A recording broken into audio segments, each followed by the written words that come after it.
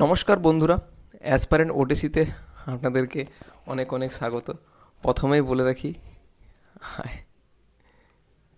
Excuse me, sorry, প্রথমেই বলি I am very very sorry. Introduction video দিয়ে 7 দিন কোথায় যে হাওয়া হয়ে গেছিলাম, বলবো যে কী ব্যাপার, ইন্ট্রোডাকশনটা এত জোরজারভাবে এলো, ফেস রিভিল হলো, তারপরে একদম বন্ধ হয়ে গেলো, মারা ঠারা গেল নাকি?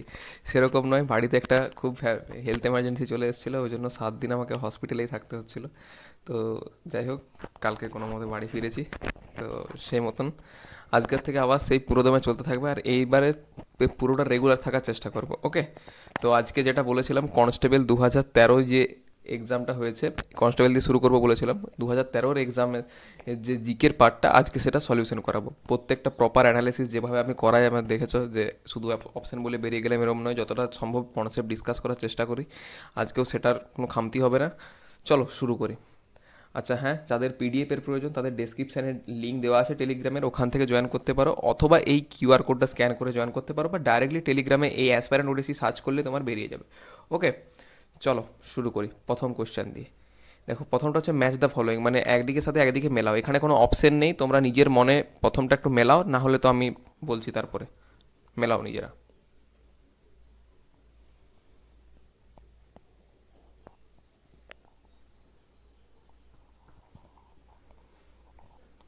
দেখো, প্রথমটা কি, সুপ্রিম কোর্টের বিচারপতি। সুপ্রিম কোর্টের বিচারপতি বিশেষ পদাধিকারী কার্যকাল। সুপ্রিম কোর্টের বিচারপতি কত বছর বয়সে রিটায়ার হয়?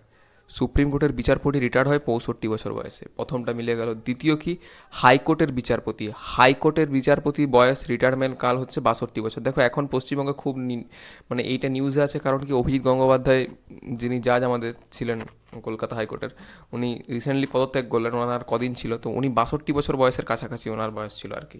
এই জন্য এটা ইম্পর্ট্যান্ট। মানে যাই হোক, কন্ট্রোলার অ্যান্ড অডিটার জেনারেল মানে হচ্ছে ক্যাগের কথা বলা হচ্ছে। দেখো, ক্যাগ নিয়ে আগে আমি যখন ডিসকাস করতাম তখন বলেছিলাম ক্যাগ সম্বন্ধে।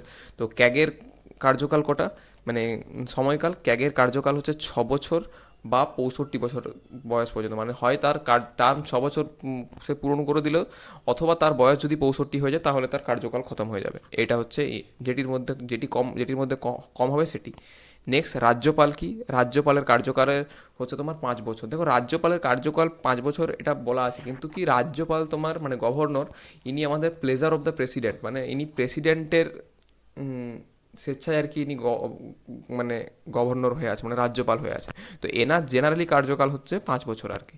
ওকে, যাই হোক, এই চারটা চারটা একেবারে মিলে গেল আর কি, কোনো ঘোরে ফিরিয়ে নেই, ডাইরেক্টলি দেওয়া আছে আর কি। A1 B2 C3 D4। ওকে, নেক্সট, এইচআইভি সংক্রমণ নিচের কোনটি দ্বারা শুধুমাত্র ছড়াতে পারে? এইচআইভি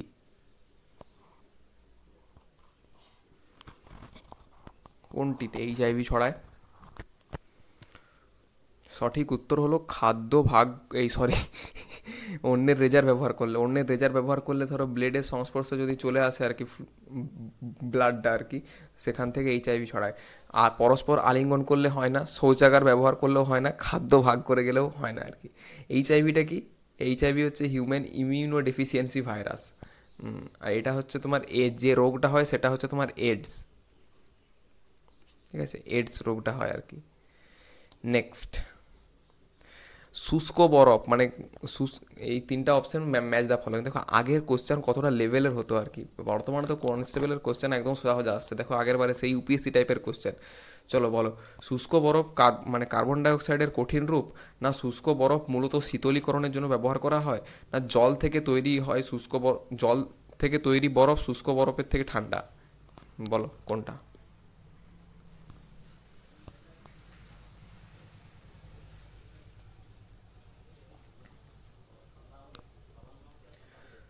দেখো, সঠিক উত্তর হচ্ছে এখানে 1 এবং 2। 1 এবং 2, মানে এই স্টেটমেন্টটা সঠিক, এই স্টেটমেন্টটা সঠিক, এই থার্ড স্টেটমেন্টটা ভুল। ড্রাই আইস, ড্রাই আইস হচ্ছে কার্বন ডাইঅক্সাইডের কঠিন রূপ, একে আমরা ড্রাই আইস নামে জানি আর কি, সাদা সাদা। শুষ্ক বরফ মূলত শীতলীকরণের জন্য ব্যবহার করা হয়, হ্যাঁ, কারণ এটা খুব মানে খুব লো টেম্পারেচারে যদি কোনো কিছুকে প্রিজার্ভ করতে হয় আমরা তখন ড্রাই আইসের ব্যবহার করি। আর জল থেকে তৈরি বরফ শুষ্ক বরফের থেকে ঠান্ডা না, বরফ তোমার মানে হায়ার টেম্পারেচার, শুষ্ক বরফের টেম্পারেচার কত জানো? -78 ডিগ্রি সেন্টিগ্রেড। এটা হচ্ছে শুষ্ক বরফের টেম্পারেচার। আর আমাদের যেটা আইস, নর্মাল আইসের টেম্পারেচার তো আমরা জানি 0 ডিগ্রি সেন্টিগ্রেডে আমাদের আইস হয়ে যায় আর কি। তো এটা হচ্ছে অনেক নিম্ন তাপমাত্রা আর কি শুষ্ক বরফটা। ওকে, তাই খুব মানে লো টেম্পারেচারে যদি কোনো কিছু প্রিজার্ভ করতে হয় তখন আমরা শুষ্ক বরফের ব্যবহার করি।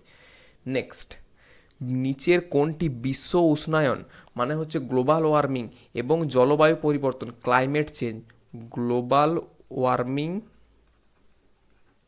এবং ক্লাইমেট চেঞ্জের জন্য দায়ী নয়, এই নয় কথাটা ভালোভাবে পড়বেন, দায়ী নয় অ্যান্ড ক্লাইমেট চেঞ্জ। কোনটি দায়ী নয়?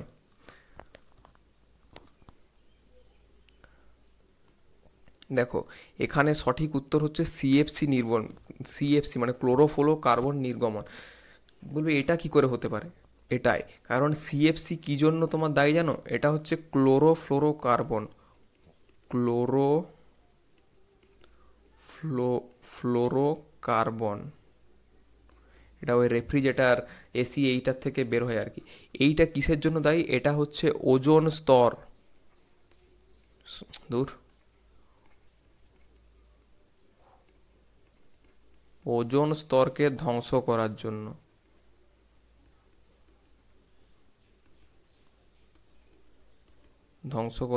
দায়ী। এটা কিন্তু ওই বিশ্ব উষ্ণায়ন নয়। আমরা ওই ওজোন স্তর ধ্বংস আর বিশ্ব উষ্ণায়নকে বারবার আমরা মানে লিঙ্ক করে ফেলি ইনডাইরেক্টলি। ওকে, আর বাকি বাকি সবগুলোই তোমার ওই ক্লাইমেট চেঞ্জ, গ্লোবাল ওয়ার্মিংয়ের জন্য মানে দায়ী আর কি। কার্বন ডাইঅক্সাইড নির্গমন, বৃক্ষছেদন, মিথেন নির্গমন, বুঝতে পারছো? নেক্সট, অন্তোদয় পরিকল্পনা এর উদ্দেশ্য কি? অন্তোদয় পরিকল্পনা শুনেছো নিশ্চয়ই, অন্তোদয় পরিকল্পনা।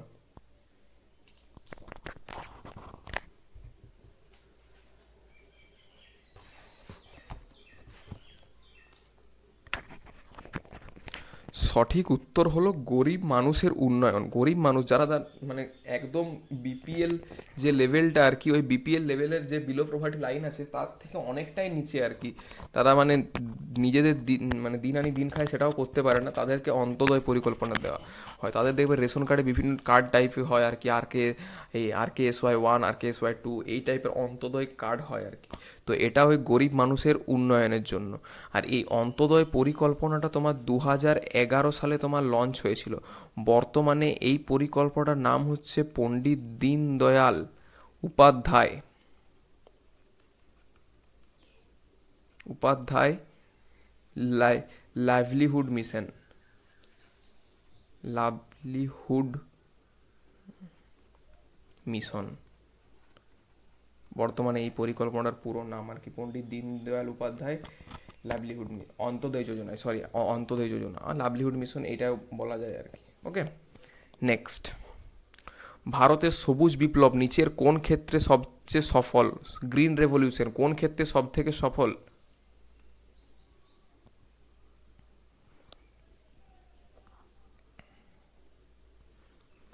সঠিক উত্তর হলো গম এবং চাল উৎপাদনে। দেখো গ্রিন রেভলিউশন যেটা হয়েছিল এটা তোমার পাঞ্জাব, হরিয়ানা এবং ওয়েস্টার্ন ইউপিতে বেশিরভাগটাই এর মানে প্রভাবটা দেখা গিয়েছিল।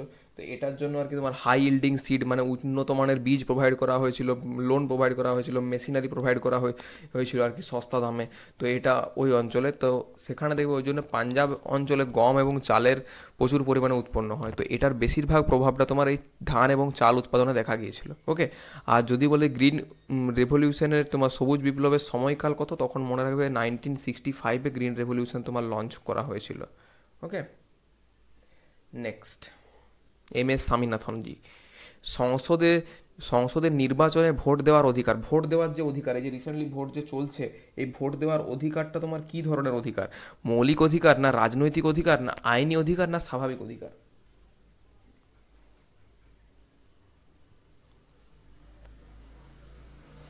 দেখো এইটার সঠিক উত্তর যদি বলতে হয় আইনি অধিকার। দেখো ইউপিএসসি ফ্রেটার্নিটিতে মানে যারা ইউপিএসসির প্রিপারেশান করে তাদের ক্ষেত্রে একটা খুব ডাউট চলে আর কি, যে এই রাইট টু ভোট আর কি এটা তোমার কনস্টিটিউশনাল অধিকার না তোমার আইনি অধিকার।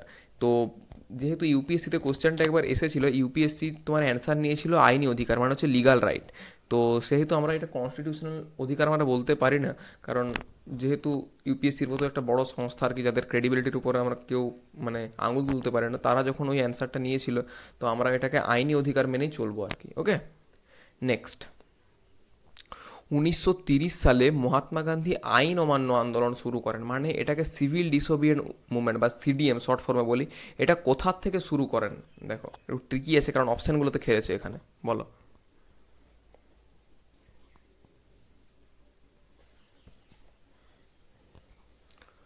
সঠিক উত্তর হলো সবরীমতী থেকে। সবরীমতীর আশ্রম থেকে তিনি শুরু করেছিলেন আর কি। কোথার থেকে শুরু করেছিলেন এবং সবরীমতী থেকে তিনি ডান্ডি পর্যন্ত গিয়েছিলেন, বুঝতে পারছো? ডান্ডি মার্চ, এটার নামটা পরিচিত, কিন্তু ডান্ডি হচ্ছে গুজরাটের একটা কোস্টাল রিজিয়ন, সেই অঞ্চলটার নাম হচ্ছে ডান্ডি।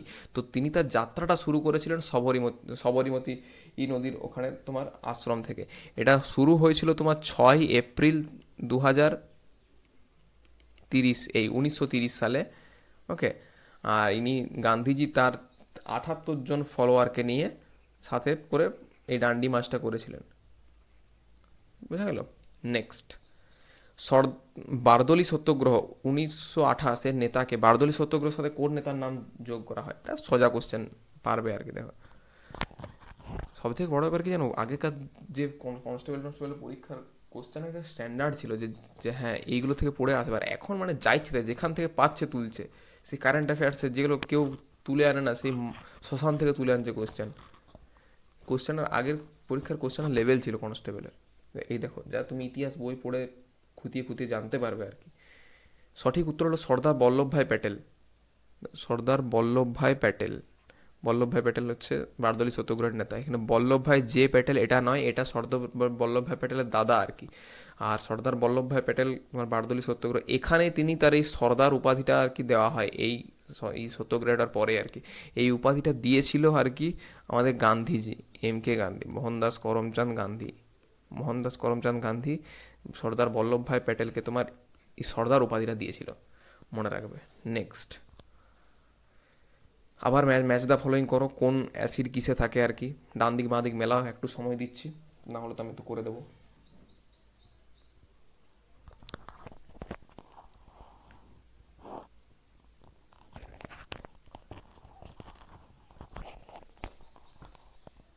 দেখো সঠিক উত্তরটা বলি, ল্যাকটিক অ্যাসিড। ল্যাকটিক অ্যাসিড কিসে থাকে? দইয়ে থাকে ল্যাকটিক অ্যাসিড, হচ্ছে 4। তারপরে হচ্ছে টার্টারিক অ্যাসিড। টার্টারিক অ্যাসিড, দেখো এই কোশ্চেনটা খুব কমন। টার্টারিক অ্যাসিড কিসে পাওয়া যায়? টার্টারিক অ্যাসিড আমাদের তেঁতুলে থাকে আর কি, টার্টারিক অ্যাসিড। এরপরে আসি অক্সালিক অ্যাসিড। অক্সালিক অ্যাসিড কিসে থাকে? অক্সালিক অ্যাসিড থাকে টমেটোতে। টমেটোতে অন্য অ্যাসিডও থাকে। সাইট্রিক অ্যাসিড, সাইট্রিক অ্যাসিড থাকে আমাদের লেবুতে। লেবুতে সাইট্রিক অ্যাসিড। এইটা হচ্ছে ম্যাচ দ্য ফলোয়িং। একদিন একটা ভিডিও বানাবো যে কোন ফলে কী কী অ্যাসিড থাকে, তাহলে সব জিনিসগুলো এক জায়গায় আর কি তোমার ইনক্লুড হয়ে যাবে, বোঝা গেল? নেক্সট। আবার ম্যাচ দ্য ফলোয়িং। দেখো চলো, এখানে ভারতের বিভিন্ন কয়লা খনিগুলো আর কোন স্টেটটা কোন স্টেটের সাথে মেলাও, কোন জায়গাটা কোন স্টেটের সাথে, রাজ্যের সাথে আর কি। দেখো এই সব কোশ্চেনগুলো ইউপিএসসি, সিডিএস, এনডিএ এইসব পরীক্ষাতে আসে, সেগুলো আগে আসতো এখানে। সত্যি আগেকার কনস্টেবল পরীক্ষা দিয়ে যারা গেছে তাদের লেভেল আছে আর।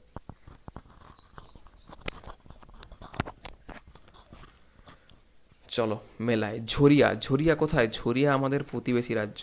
ঝরিয়া হচ্ছে ঝাড়খণ্ডে। ঝাড়খণ্ডের মাইন হচ্ছে ঝরিয়া। নেক্সট রানীগঞ্জ। এটা তো সবাই জানো, রানীগঞ্জ আমাদের পশ্চিমবঙ্গের রানীগঞ্জ। তালচের। তালচের কোথায়? তালচের, তালচের হচ্ছে আমাদের উড়িষ্যাতে। তালচের, আনুগুল, তালচের, এটা হচ্ছে উড়িষ্যা অঞ্চলে। নেক্সট কী রইল? কোরবা। কোরবা জায়গাটা হচ্ছে আমার ছত্তিশগড়ে। ছত্তিশগড়ে হচ্ছে কোরবা, বুঝা গেল? এইটা হচ্ছে মাইন। তো চলো, যে যেখানে লিস্টগুলো আছে সেই মাইনগুলো ডিসকাস করে নিই। কোথায় এখানে কয়লা, কোন এইখানে কোন কোন জায়গার জন্য কয়লাগুলো ফেমাস আর কি এই 5টা স্টেটের মধ্যে। এটার জন্য আমি ম্যাপ নিয়ে এসেছি। এই হচ্ছে আমাদের মানে আমাদের ভারতের ম্যাপ। তো প্রথমে রাজ্যগুলো জানতে হবে, কী কী রাজ্যগুলো ছিল কী কী। তামিলনাড়ু ছিল, এইটা হচ্ছে তামিলনাড়ু। এইটা হচ্ছে আমাদের প্রতিবেশী রাজ্য উড়িষ্যা। এটা হচ্ছে আমাদের ওয়েস্ট বেঙ্গল। আর কি ছিল? ঝাড়খণ্ড ছিল, এটা ঝাড়খণ্ড। আর ছত্তিশগড় হচ্ছে এটা ছত্তিশগড়। তো এবারে জায়গাগুলোর দিক থেকে তোমার মাইনগুলো ডিসকাস করি। দেখো উড়িষ্যাতে, উড়িষ্যার এই অঞ্চলে, উড়িষ্যাতে বেশিরভাগ তোমার আয়রন পাওয়া যায়, লোহা। কিন্তু উড়িষ্যায় যদি বলে যে কয়লা, হ্যাঁ কিছু জায়গা আছে যেখানে তোমার উড়িষ্যাতে তোমার কয়লা পাওয়া যায় আর কি। সেইটার মধ্যে হচ্ছে তোমার তালচের, যেমন আজকে পড়লাম তালচের, লিখে রাখো। তালচের, অনুগুল, অনুগুল তালচের হচ্ছে উড়িষ্যায়, এখানে তোমার কয়লা পাওয়া যায়।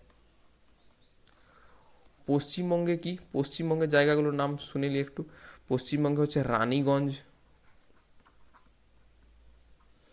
বাঁকুড়া, আর কি দার্জিলিং। হ্যাঁ, অবাক লাগছে না, দার্জিলিং। নেক্সট হচ্ছে জলপাইগুড়ি, নেক্সট হচ্ছে আমাদের জলপাইগুড়ি, বোঝা গেল। অবাক লাগতে পারে যে দার্জিলিং জলপাইগুড়িতে কয়লা কি করে এলো। হ্যাঁ, এখানেও কয়লা পাওয়া যায় পশ্চিমবঙ্গে। এখানে তোমার আমাদের এই বিটুমিনাস কয়লাটা পাওয়া যায় আর কি, দার্জিলিং এই অঞ্চলে আমাদের। ওকে, এরপর সব থেকে বেশি কয়লার জন্য ফেমাস হচ্ছে আমাদের ঝাড়খণ্ড। তো ঝাড়খণ্ডের যে কয়লার মাইনগুলো আছে এগুলো লিখে রাখো, এক এক করে আমি এখানে লিখবো, তোমরাও লিখে রাখো। প্রথম হচ্ছে ঝরিয়া, আজকে যেটা অপশানে ছিল, ঝরিয়া। নেক্সট জয়ন্তিয়া, জয়ন্তী, জয়ন্তিয়া, বানান ভুল হচ্ছে গো বাংলাতে। বোকারো, আমি ইংরেজিতে লিখছি, বোকারো। বাংলা তোমরা লিখে নিবে, আমার বাংলা বানান ভুল হচ্ছে। করহরবাড়ি, করহরবাড়ি, করহরবাড়ি। করণপুরা, করণপুরা, করহরবাড়ি, করণপুরা। নেক্সট হচ্ছে তোমার গিরিডি, গিরিডি। নেক্সট হচ্ছে হাতুর, হুতার, হুতার, হাতুর বলছি, হুতার। এইগুলো হচ্ছে তোমার অরঙ্গা, এইগুলো হচ্ছে তোমার ঝাড়খণ্ডের মাইন। ঝরিয়া, জয়ন্তিয়া, বোকারিয়া, করহরবাড়ি, করণপুরা, গিরিডি, হুতুর, অরঙ্গা, এইগুলো হচ্ছে ঝাড়খণ্ডের কয়লা, এই অঞ্চলে পাওয়া যায়। সব থেকে বেশি কয়লা পাওয়া যায় ভারতের মধ্যে ঝাড়খণ্ডে আমাদের। নেক্সট কি, ছত্তিশগড়। ছত্তিশগড়েও প্রচুর, এই বেল্টে প্রচুর কয়লা পাওয়া যায়, এই অঞ্চলে দেখো লাগোয়া একদম। তো ছত্তিশগড়ের যে যে মাইনগুলো আমাদের জেনে রাখা দরকার, আজকে যেটা প্রথম যেটা পড়লাম কোরবা, কোরবা ফার্স্ট। নেম হচ্ছে হাসদো, হাসদো, হাসদো একটা নদীও নাম আছে, জায়গার নাম একটা হাসদো। সারগুজা, সারগুজা। চিরমিরি, কি নাম, হ্যাঁ এইটাই নাম, চিরমিরি। ঝিলমিলি, চিরমিরি, ঝিলমিলি। জজিলা, জহিলা, এই জহিলা। এইগুলো ছত্তিশগড়ে, এগুলো হচ্ছে তোমার কয়লা। আর তামিলনাড়ুর এই অঞ্চলে কিছু কয়লা পাওয়া যায়। তামিলনাড়ুর একটা নামই তোমার আমাদেরকে মনে রাখতে হবে, এটা হচ্ছে নেভেলি, নেভেলি, নেভেলি। নেভেলি একটার জন্যই ফেমাস, ভারতের 90% তোমার ইগনাইট কোল এখানে পাওয়া যায়। লিগনাইট, লিগনাইট কোল এখানে পাওয়া যায়, ইন্ডিয়া। ভারত 90% ইগনাইট কোল এই নেভেলিতে পাওয়া যায়, এটা তোমার তামিলনাড়ুতে। ওকে, তো মনে থাকবে, এটা লিস্ট করে তোমরা লিখে রাখবে। আমি তো বলেছি যে ম্যাপ পয়েন্টিংয়ের জন্য ম্যাপ কিনে রাখবে, তো যাই হোক এখন বর্তমানে লিখে রাখো, তারপর নিজেরা বাড়িতে এরকম করে ম্যাপগুলো বানাবে আর কি। নেক্সট, আবার ম্যাচ দ্য ফলোয়িং আছে, চলো করো।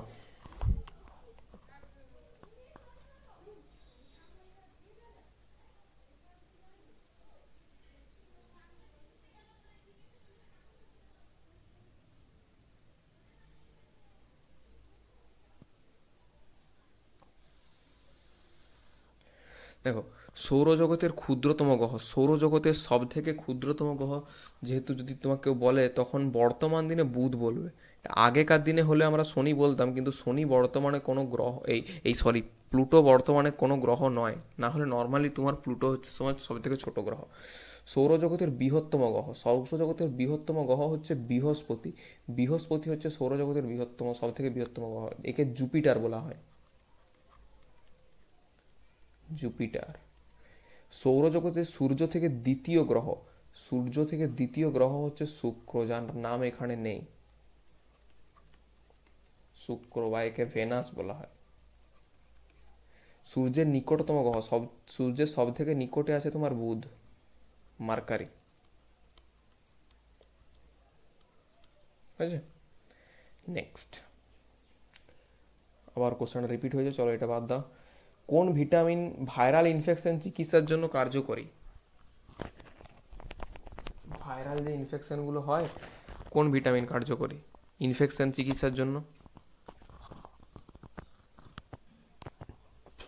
সঠিক উত্তর হলো ভিটামিন সি। দেখবে যখন কোভিড ভাইরাসটা হয়েছিল তখন বলছিল ভিটামিন সি খাও, ভিটামিন সি ট্যাবলেটগুলো খাও, ওই চিওবেল মানে ট্যাবলেটগুলো। তো সেইটা আর কি ভিটামিন সি। ভিটামিন সি তোমার এর রাসায়নিক নাম হচ্ছে তোমার অ্যাসকর্বিক অ্যাসিড। অ্যাসকর্বিক অ্যাসিড, বুঝতে পারছো? এটা হচ্ছে ভিটামিন সি এর রাসায়নিক নাম। আর এটা পাওয়া যায় তোমার লঙ্কায়, এই লঙ্কাতে, লেমনে মানে লেবু, এই লেবুতে আরে পাওয়া যায় ভিটামিন সি। ওকে। আর ভিটামিন সি এর অভাবে যে রোগটা হয় সেটা হচ্ছে স্কারভি। ভিটামিন সি এর অভাবে যে রোগটা হয় সেটার নাম হচ্ছে স্কারভি। ওকে, নেক্সট। 1943 সালে ইন্ডিয়ান ন্যাশনাল আর্মি আইএনএস আত্মপ্রকাশ করে, কোথায় আত্মপ্রকাশ করে 1943 সালে?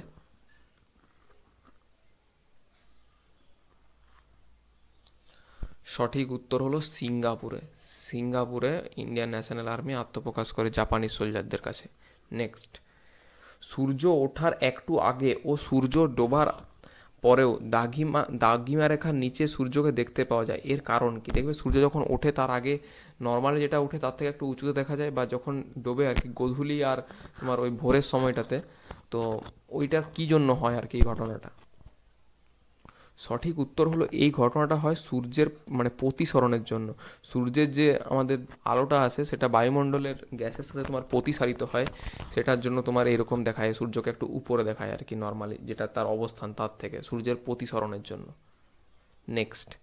নিচের কোন পদার্থটি জলে দিলে তাপ উৎপাদন হয়? কোন পদার্থটি জলে দিলে তাপ উৎপাদন হয়? এটা তো নর্মাল, তোমরা মানে সাধারণ আইডিয়া, যদি কেউ পড়াশোনা নাও করে দৈনন্দিন জীবনে দেখে সেটা বলে দেবে। কি? কলিচুন। দেখবে কলিচুন যখন দেয় সেটার থেকে প্রচুর পরিমাণে হিট উৎপন্ন হয়, মানে দেখবে ওই ফুটতে থাকে আর কি চুনটা জলে দিয়ে দিলে। গ্লুকোজ, নর্মাল গ্লুকোন ডি গুললে কিছু হয়?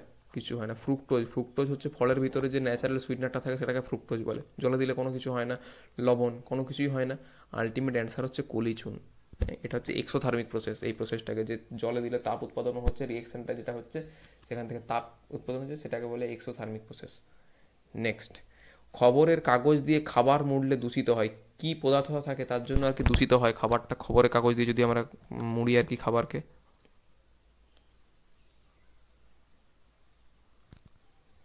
সঠিক উত্তর হচ্ছে সীসা। সীসাতে তোমার সীসা থাকে আর কি খবর কাগজে ইয়েতে। দেখো বাকি অ্যালুমিনিয়াম, অ্যালুমিনিয়াম তো জেনারেলি এতটা দূষিত কিছু নয়, যে কারণ অ্যালুমিনিয়ামের জিনিসপত্রে আমরা রান্নাবান্না করি আর কি, হাঁড়ি কড়াই সব অ্যালুমিনিয়ামেরই হয়। লোহা, লোহা তো জেনারেলি দূষিত পদার্থ নয়, হ্যাঁ অত্যাধিক পরিমাণে হলে সেটা দূষিত, বাট এমনিতে নর্মালি তো দূষিত নয়। ম্যাগনেসিয়াম, ম্যাগনেসিয়াম শরীরে আমাদের প্রয়োজন। কিন্তু সীসা, সীসা হচ্ছে একটা টক্সিক এলিমেন্ট, যেটা খাবার বিভিন্ন ইয়েতে থাকে। ম্যাগিতে কদিন আগে ছিল আর কি, সে একটা মিম বেরাচ্ছিল প্রচুর পরিমাণে। তো এই সীসা আর কি তোমার। নেক্সট। রাজ্যসভার সদস্যগণকে কে নির্বাচিত করেন? রাজ্যসভায় যে মেম্বাররা যান তাদেরকে তাদেরকে কে নির্বাচিত করেন?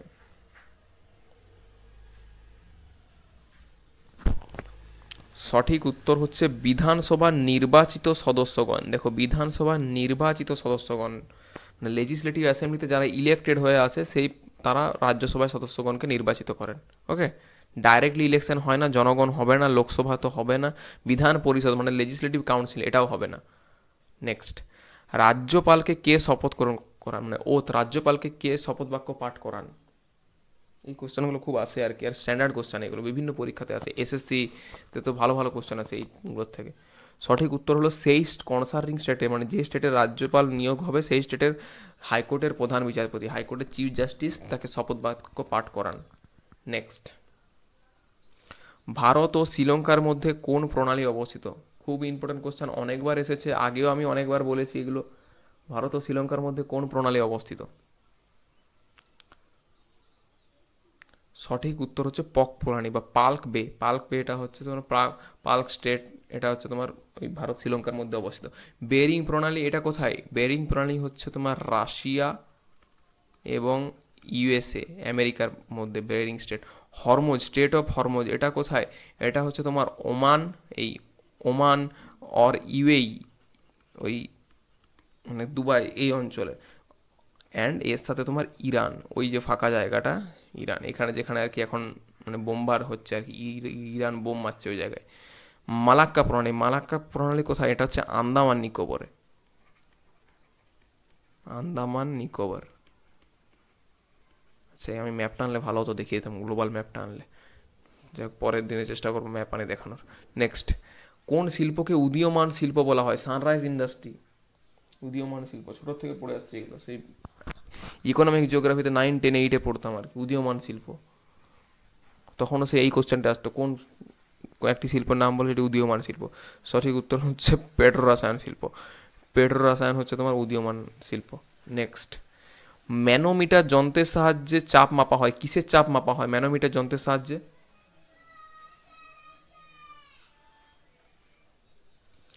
সঠিক উত্তর হচ্ছে মনোমিটার যন্ত্রের সাহায্যে তরলের তাপ মাপা হয়। তো এটা জল তেল দুটোই হবে, জল এবং তেল দুটোরই চাপ মাপা হয়। তো এখানে অপশন যদি নেয় সম্ভবত তুমি জল দিয়ে আসবে। মনোমিটার মানে পাইপের ভিতরে যদি কিছু থাকে আর কি, তরল যায়, তার চাপটা মাপা হয় আর কি এই মনোমিটার দ্বারা। তো জলই করবে আর কি, আর জেনারেলি তরলের প্রেসার মাপা হয় এটা দিয়ে। Next, Kaziranga national park, Kaziranga জাতীয় উদ্যান কোথায়? খুব ফেমাস, খুব ফেমাস, এক শৃঙ্গ গন্ডারের জন্য ফেমাস কাজিরাঙ্গা। কাজিরাঙ্গা কোথায়? আসামে, অসম, অসমে হচ্ছে কাজিরাঙ্গা ন্যাশনাল পার্ক। নেক্সট, কোন মহিলা ভারতে প্রথম এভারেস্ট জয় করেন? কোন ভারতীয় মহিলা প্রথম এভারেস্ট জয় করেন? খুব ইম্পর্টেন্ট, আগেও আমি করিয়েছি বিভিন্ন সিরিজে। সঠিক উত্তর হলো বাচেন্দ্রী পাল। বাচেন্দ্রী পাল তোমার মানে ফার্স্ট এভারেস্ট উইনিং মহিলা আর কি। নেক্সট, আচ্ছা আজকের মতো এখানেই। পরে নেক্সট যে কনস্টেবলের আধাগুলি মনে হয় 2015টা এর পরে আছে, তো ওইটা আর কি নেক্সট দিনে নিয়ে আসার চেষ্টা করবো। আগে জিকেগুলো শেষ করি, তারপর তোমার অঙ্কগুলো করাবো ধীরে ধীরে, ওকে? কারণ জিকে প্র্যাকটিস সেট তো পরে আবার শুরু করতে হবে। তো আজকেরটা কেমন লাগলো কমেন্ট করে জানাও, আর তোমরা নতুন কি টপিকের উপরে ভিডিও চাইছো সেটাও কমেন্ট করে জানাও, okay? Thank you and stay tune for next videos.